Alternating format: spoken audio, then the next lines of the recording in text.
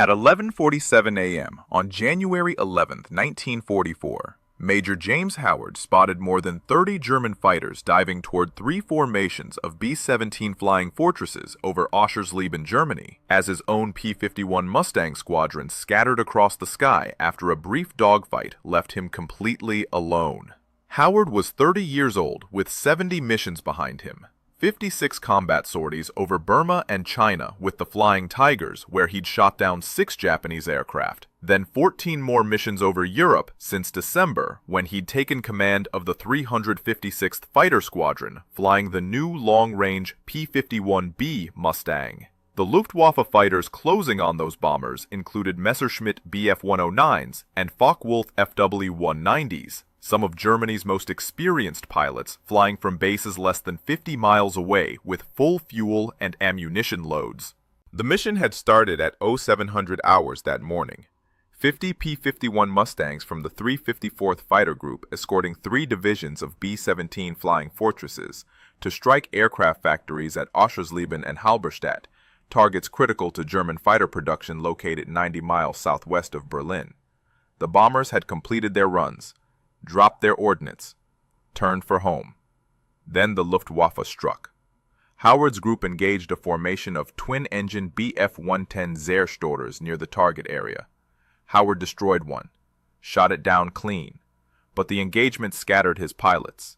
When he climbed back to 24,000 feet where the bombers flew, every other American fighter had vanished. 300 men crewed those B-17s below, 30 men per bomber. 10 aircraft in tight defensive formation, all depending on fighter escort to survive the 3-hour flight back to England. The bomber crews had already watched their P-47 Thunderbolt escorts turn back an hour earlier. Those fighters lacked the fuel capacity to penetrate this deep into Germany. Now the P-51s were gone too, except for Howard. His Mustang carried 450 caliber Browning machine guns, 2 mounted in each wing, 1,700 rounds of ammunition total. The inboard guns held 350 rounds each. The outboard guns carried 280. At standard combat rate of fire, that gave him roughly 4 minutes of sustained shooting if he managed his trigger discipline perfectly. His fuel gauge showed enough for maybe 30 minutes of combat. After that, he'd be gliding. The first wave of German fighters rolled into attack position. Howard pushed his throttle to emergency war power and dove. His P-51B accelerated past 400 miles per hour. He closed on a Bf-109 lining up on the tail of a B-17 named Patches. Howard's gun sights centered on the Messerschmitt's cockpit. He fired a 3-second burst, 75 rounds. The canopy disintegrated. The German fighter rolled inverted and fell away trailing smoke and glycol. Howard pulled up hard, 6G turn. His vision narrowed at the edges. 2 more Bf-109s were already positioning for another pass. He reversed, cut inside their turn radius. The Mustang's superior roll rate gave him the advantage. He fired again. Short burst. 1 second. The trailing Messerschmitt's engine cowling erupted in flame. The pilot bailed out immediately. But more fighters appeared. FW-190s from the north, yellow-nosed aircraft from an elite unit. They saw Howard, recognized the threat. 1 American, alone. They could overwhelm him with coordinated attacks. Would Howard's ammunition last? Please hit the like button. It helps this history reach more viewers. Subscribe to see what happened. Back to Howard above Germany. The Luftwaffe pilots began their coordination. Some would engage Howard directly while others attacked the bombers. Standard tactic against outnumbered escorts. Howard saw it developing. He had seconds to choose. Defend himself in a turning fight with experienced German pilots, or stay with the bombers and accept attacks from multiple angles with no wingman to cover his tail. He chose the bombers. A FW-190 dove at the lead B-17 formation from 12 o'clock high. Howard cut the angle. Fired. The Focke-Wulf's wing root exploded. The aircraft snap-rolled left and broke apart. But 2 more fighters were already attacking from opposite sides. Howard's ammunition counter was dropping faster than his fuel gauge. He'd burned through 500 rounds in less than 4 minutes. The mathematics were simple and brutal. 30 German fighters, 1 American, 1,200 rounds remaining. The German pilots knew the math too. They kept coming. Howard's indicated airspeed hit 430 miles per hour in a near-vertical dive. He pulled up into a climbing spiral. 3 BF-109s followed. He reversed hard at the top. They shot past his nose. He rolled inverted and pulled through, got on the tail of the trailing Messerschmitt. Fired. Another 2-second burst. Another fighter down. Then his gun camera recorded something wrong. 3 of his 4 guns had stopped firing. Only 1 Browning was still working. Howard checked his gun switches, flipped them off and back on. Nothing changed. Only his left inboard Browning was cycling. The other 3 guns had jammed, probably from the sustained high G maneuvers combined with the freezing temperatures at 24,000 feet, where the air temperature dropped to 40 degrees below zero.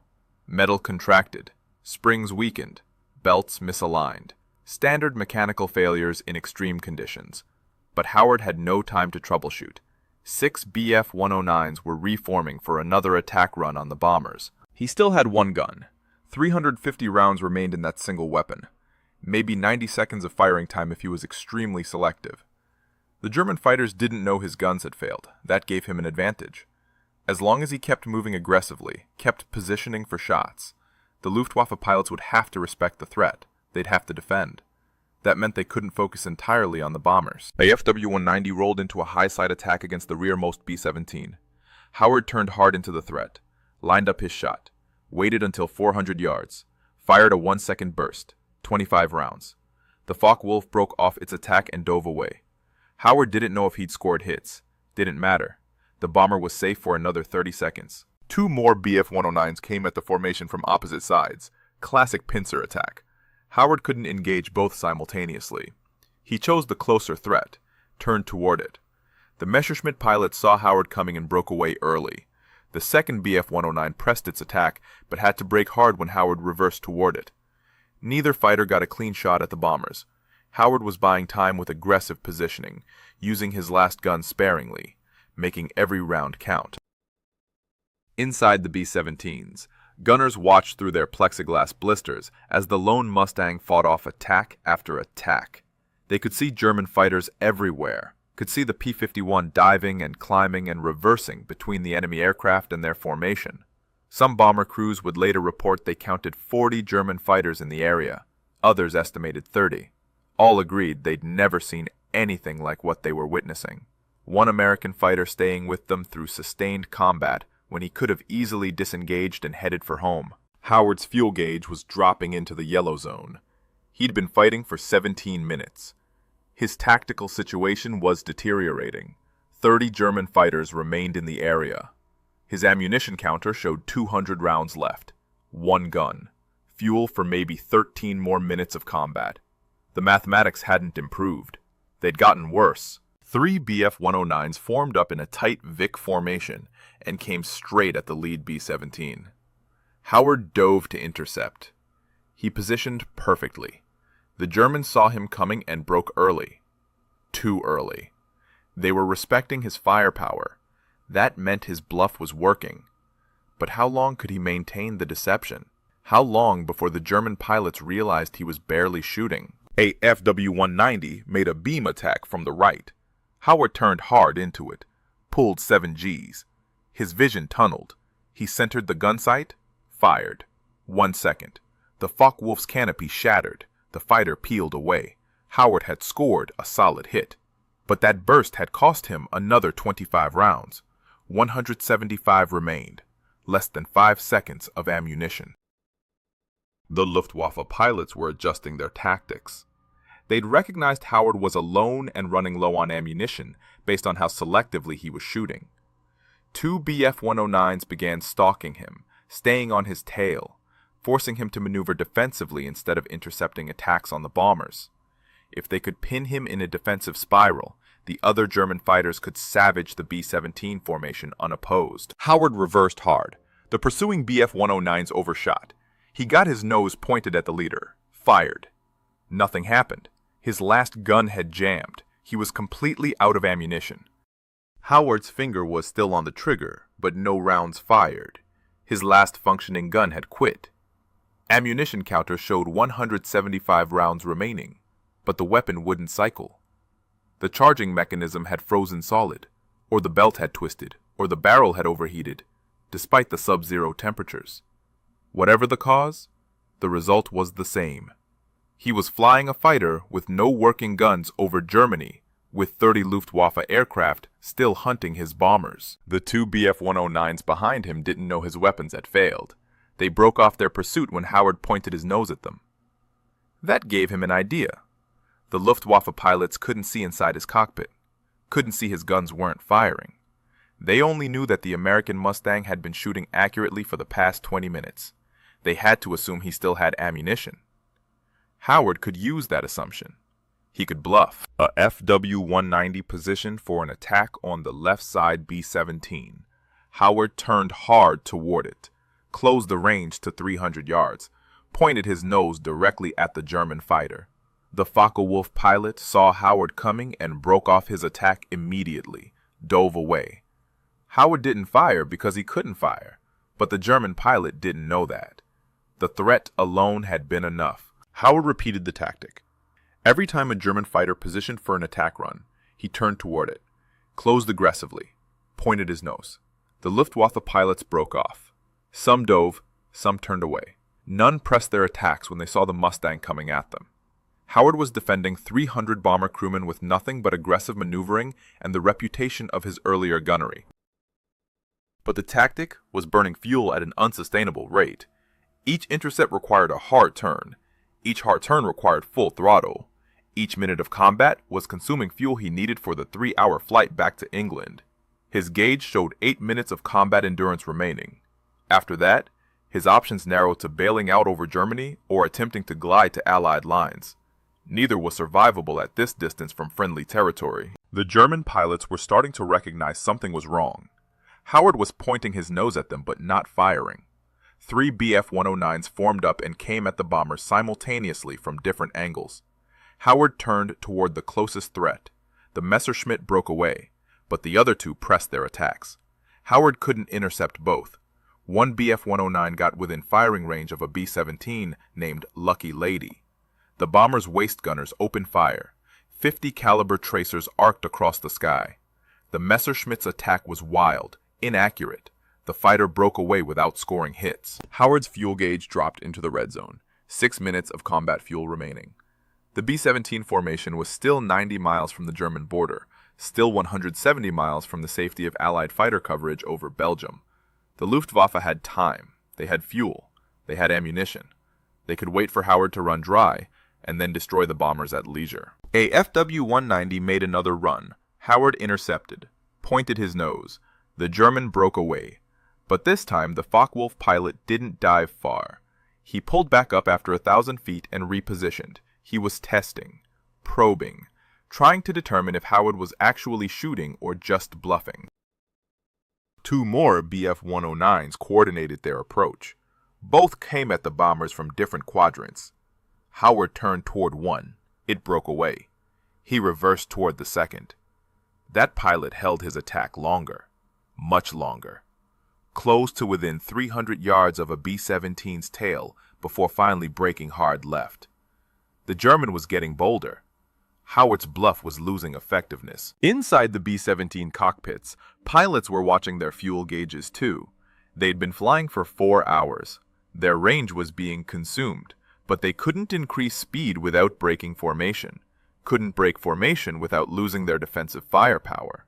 They had to maintain course and speed and trust that the lone Mustang pilot would keep the Luftwaffe at bay. Howard checked his position. The bomber formation was 70 miles from the German border now. 20 minutes of flying time. But his fuel gauge showed only 4 minutes of combat endurance left. The mathematics had finally caught up with him. Howard made a decision.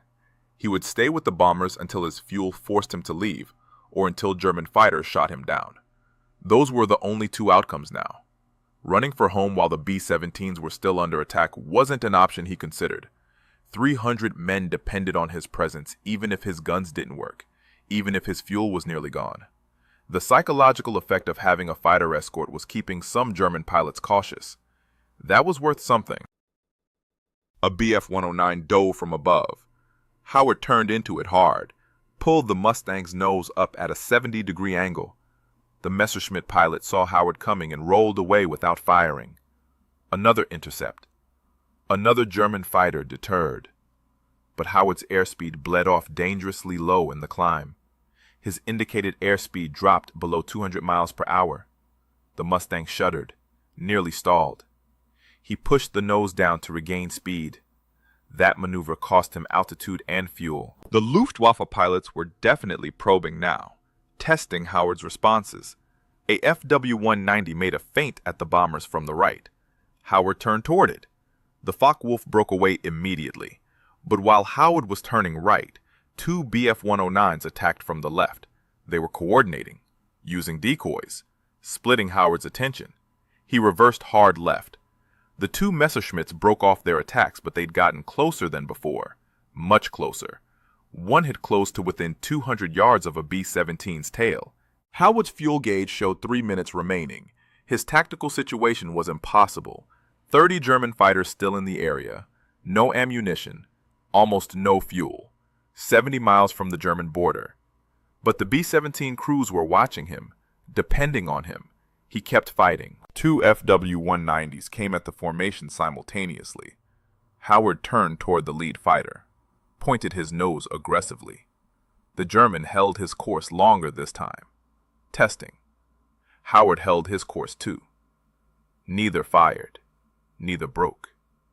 They closed to less than 300 yards before both fighters turned away simultaneously.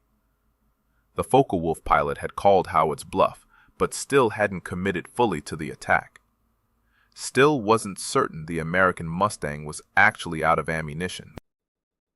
A Bf-109 attacked from below. Classic underbelly approach where bomber gunners had limited fields of fire. Howard rolled inverted and pulled through. Dove at the Messerschmitt. The German broke hard right and dove away. Howard pulled back up to the bomber's altitude. That defensive maneuver had cost him precious fuel. His gauge showed 2 minutes of combat endurance, maybe less. The bomber formation crossed over a small German town. Howard could see the terrain below clearly. Snow-covered fields, dark forest, roads, railways, all enemy territory. If his fuel ran out now, he'd have to bail out, become a prisoner of war, spend the rest of the conflict in a German stalag. Assuming the German civilians below didn't find him first. Downed Allied airmen weren't always treated well by civilians whose cities had been bombed. 3 Bf-109s positioned for a coordinated attack. One high, one level, one low. All attacking the same B-17 from different angles. Howard couldn't intercept all 3. He chose the high threat. Turned hard into it, the Messerschmitt broke away. But the other 2 pressed their attacks. The level fighter closed to within 150 yards of a B-17 named Texas Rose before breaking off. The low fighter got even closer, fired a burst, tracers arced across the sky. Most missed, but some didn't.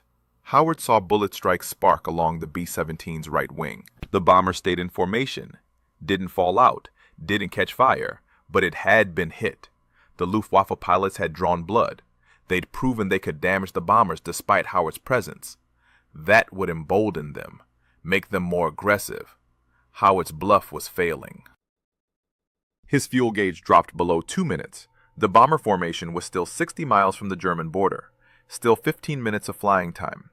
Howard's fuel would run out long before they reached safety. The Luftwaffe pilots knew it too. They began positioning for another mass attack. 6 German fighters formed up in 2 Vics of 3 aircraft each. Textbook formation attack. They would come at the bombers from opposite sides simultaneously. Force Howard to choose which threat to intercept. Whichever side he didn't defend would have free shots at the B-17s. Howard watched them positioning, calculated the geometry, realized he couldn't stop both groups, but he could try to disrupt their timing. He turned toward the first Vic of Bf-109s, accelerated toward them aggressively. The German formation held course. They weren't breaking this time. They'd committed to the attack. Howard kept his nose pointed at the lead Messerschmitt. Close to 400 yards, 300, 250, the Germans still weren't breaking. Howard's finger twitched on his useless trigger. At 200 yards, the German formation finally scattered, split apart. The coordinated attack fell apart.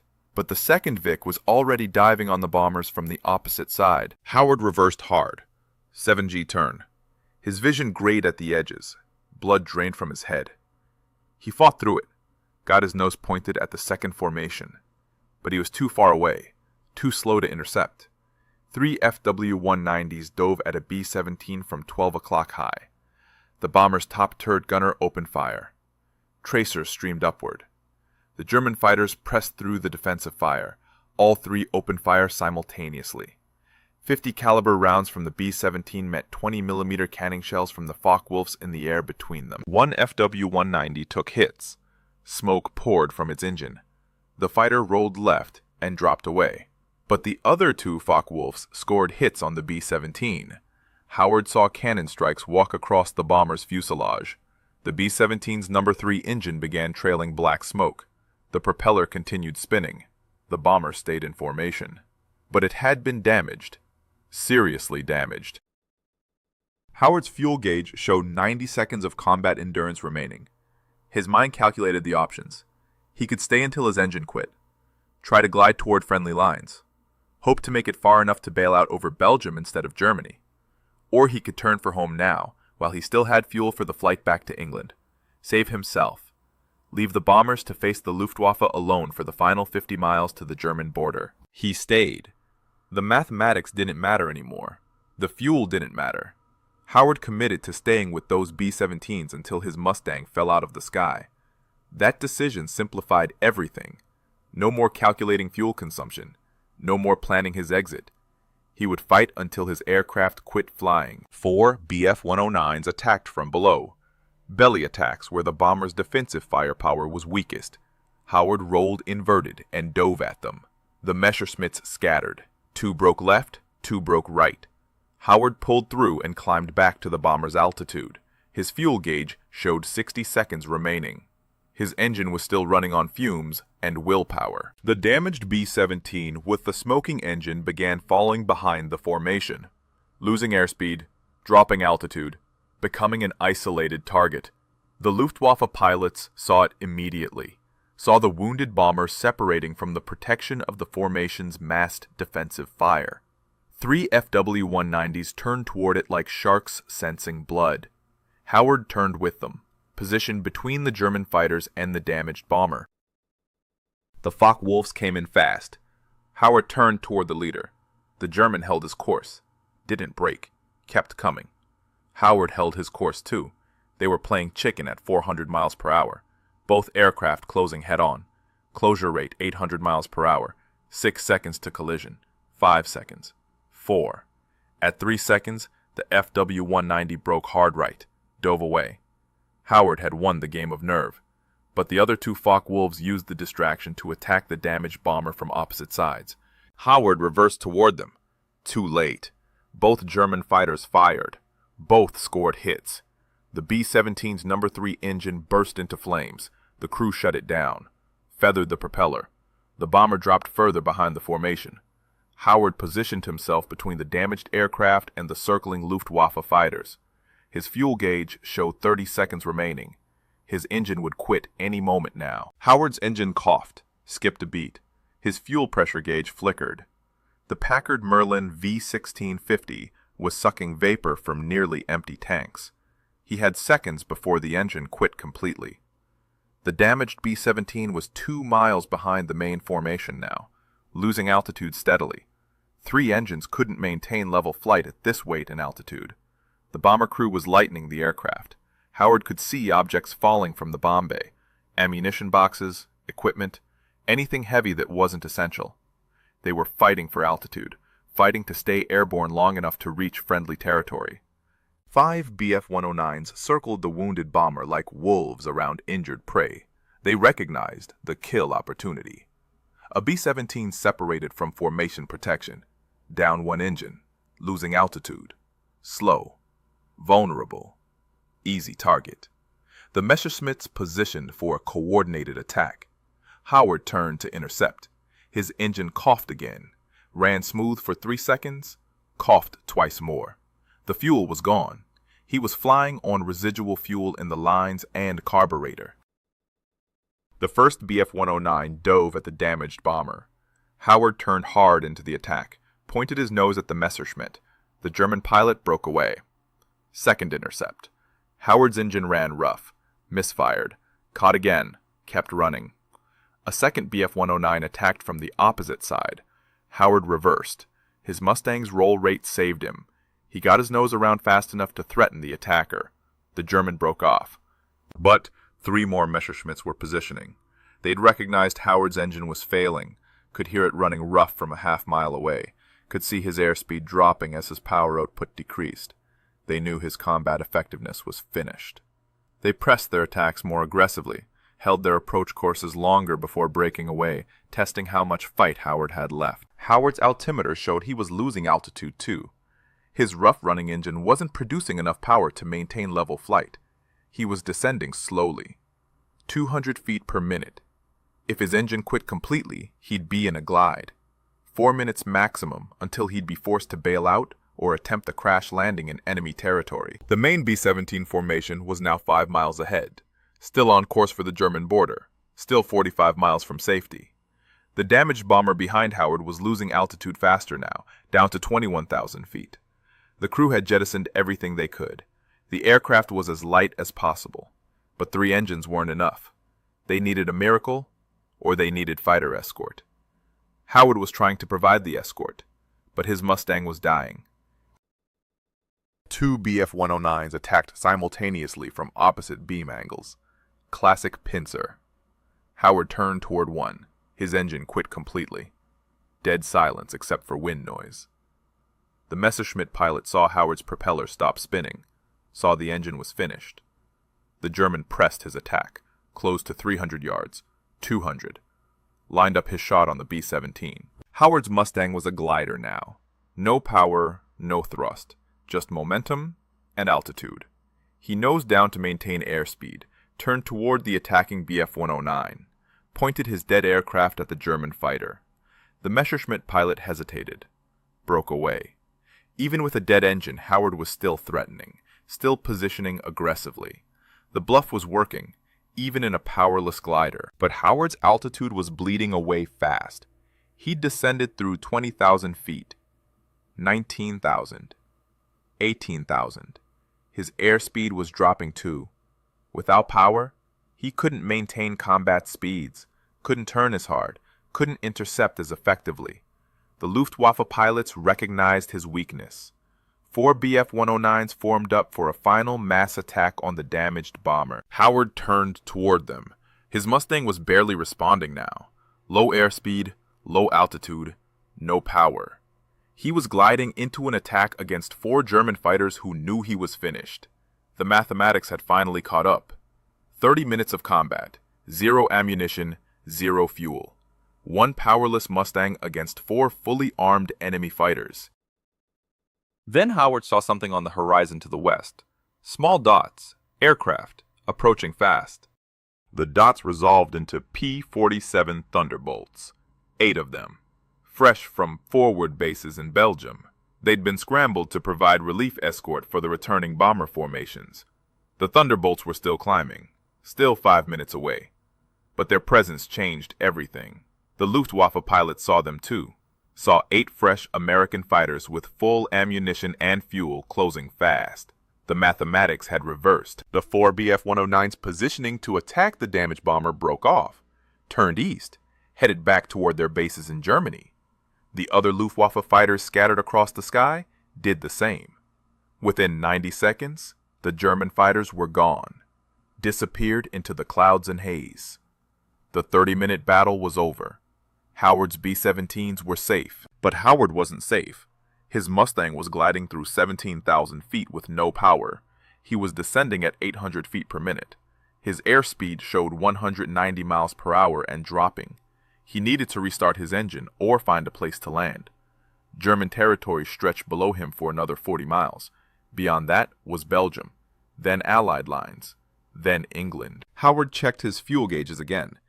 Both tanks showed empty. Completely dry. But aircraft fuel systems had residual fuel in the lines, in the carburetor, sometimes enough to restart an engine for a few seconds, maybe a minute if the pilot was lucky. Howard reached for his fuel selector, switched from main tanks to reserve, turned his fuel boost pump to emergency high, hit his starter. The propeller turned. Once, twice. The engine caught, fired, ran rough for 3 seconds, then quit again. Not enough fuel. Howard tried again, switched tanks, pumped the throttle, hit the starter. The engine caught again, ran for 5 seconds this time, coughed, died. But those 5 seconds of power had arrested his descent, bought him altitude, given him options. The lead P-47 pilot called Howard on the radio, asked for his status. Howard keyed his microphone, reported his fuel situation, explained he was attempting to glide to friendly territory. The Thunderbolt leader acknowledged, positioned his flight to escort Howard west. 2 P-47s stayed with the damaged B-17. The other 6 formed up around Howard's gliding Mustang. Howard descended through 15,000 feet, 12,000, 10,000. Below him, he could see the Belgian border. Rivers, roads, small towns. He was gliding at a ratio of approximately 10 feet forward for every foot of altitude lost. From 10,000 feet, he could glide roughly 19 miles. The Belgian border was 22 miles ahead. He was going to fall short. Land in Germany. Unless he could coax more power from his dying engine. He tried again. Fuel selector to auxiliary tank. Boost pump to high. Mixture rich. Throttle cracked open slightly. Starter engaged. The engine turned, caught, fired, ran rough but stayed running. 30 seconds, 40 seconds, 1 minute. The engine was pulling fuel from somewhere, maybe condensation in the tanks, maybe residual vapors. Whatever the source, Howard had power. Limited power, intermittent power, but enough to shallow his descent. He leveled off at 8,000 feet. His engine coughed, ran smooth, coughed again, kept running. The Belgian border passed beneath his wings. He was over friendly territory now. Allied air bases were scattered across Belgium. He could reach one, probably, if his engine kept running for another 10 minutes. The damaged B-17 was descending too. The crew had shut down a second engine. Number 4 was overheating, running rough. They'd shut it down to prevent fire. The bomber was flying on 2 engines now, unable to maintain altitude, descending steadily toward Belgium. The crew would have to crash land or bail out. They wouldn't make it back to England. Howard's engine quit again. This time, it wouldn't restart. He was gliding through 7,000 feet over Belgium, Allied territory, safe from German fighters, but still 40 miles from the nearest suitable airfield. He needed more altitude, or he'd be landing in a Belgian farmer's field. His instruments showed his glide ratio deteriorating, airspeed dropping, rate of descent increasing. Below him, he saw an Allied airstrip. Small. Probably a forward fighter base, single runway, emergency landing field. It was 15 miles ahead. He was at 6,000 feet. The math was close. Very close. Howard descended through 5,000 feet. The airfield ahead was 12 miles away. His glide path intersected the runway approach at approximately 1,000 feet. He'd have one chance. No engine meant no go-around, no second attempt. He'd land on the first pass or crash short of the runway. The mathematics were absolute. He trimmed his Mustang for best glide speed, 175 miles per hour, lowered his landing gear at 3,000 feet. The gear doors opened, the wheels extended, locked down. The additional drag steepened his descent angle. He compensated by nosing down slightly, maintained his glide speed. 4,000 feet, 3,000, 2,000. The runway was directly ahead. 3 miles, 2 miles. At 1,000 feet, Howard crossed the airfield boundary. His altitude was perfect. His approach angle was good. He crossed the runway threshold at 70 feet. 50, 30, flared. The main wheels touched first, then the tail wheel. The Mustang rolled straight down the center line. Slowed, stopped. Howard had landed safely at a forward Belgian fighter base designated A-70 near Antwerp. Ground crew swarmed his aircraft immediately, found his fuel tanks bone dry, found 3 of his 4 guns jammed solid, found his ammunition counter showing 175 rounds remaining in his one functioning gun, the gun that had quit firing. Howard climbed out, reported to the base operations officer, explained he'd been escorting B-17s over Oschersleben, explained he'd engaged enemy fighters. The operations officer arranged fuel and transport back to RAF Boxstead in England. The bomber crews returned to their bases throughout the afternoon. All the B-17s from the 401st Bomb Group made it back. The damaged aircraft with 2 engines shut down crash-landed at an emergency field in Belgium. The crew survived. 0 fatalities. At the mission debriefing, 16 B-17 pilots reported witnessing the lone Mustang pilot defending their formations for more than 30 minutes against overwhelming enemy numbers. Some crews estimated he'd shot down 6 German fighters. Others reported 4. The bomber group commander, Colonel Harold Bowman, filed an immediate recommendation for the Medal of Honor. The story reached Stars and Stripes reporter Andy Rooney within 24 hours. Rooney interviewed Howard, interviewed the bomber crews, called it the greatest fighter pilot story of World War II. The article went international. Major James Howard became famous overnight. The Saturday Evening Post ran a feature titled One Man Air Force. Popular Science published Fighting at 400 miles per hour. True magazine called him the Mustang Whip. Official records credited Howard with 3 confirmed kills on January 11th, 2 Bf-110s and 1 FW-190. Probable kills on 2 more. Damaged aircraft uncounted. But the statistics missed the point. Howard had defended 300 bomber crewmen for 30 minutes without ammunition, without fuel, against 30 German fighters. The bomber crews knew what that meant.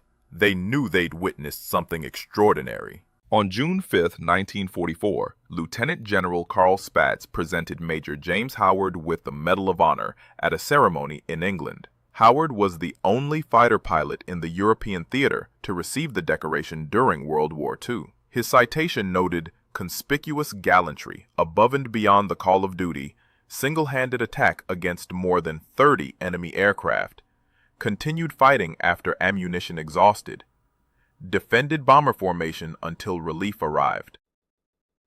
Howard continued flying combat missions through November 1944. He was promoted to lieutenant colonel, then to colonel. After the war, he rose to brigadier general in the Air Force Reserve. He commanded bomb wings, directed airports, ran businesses, wrote his autobiography, Roar of the Tiger, in 1991.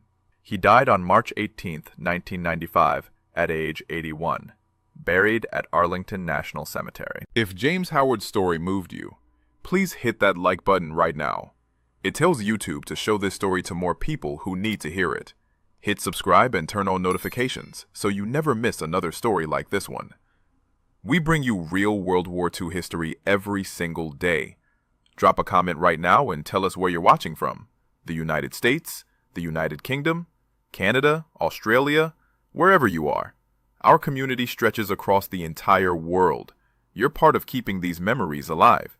Let us know your location and whether any of your family served in World War II. Thank you for watching. James Howard and the 300 bomber crewmen he defended over Germany deserve to be remembered. You're helping make that happen.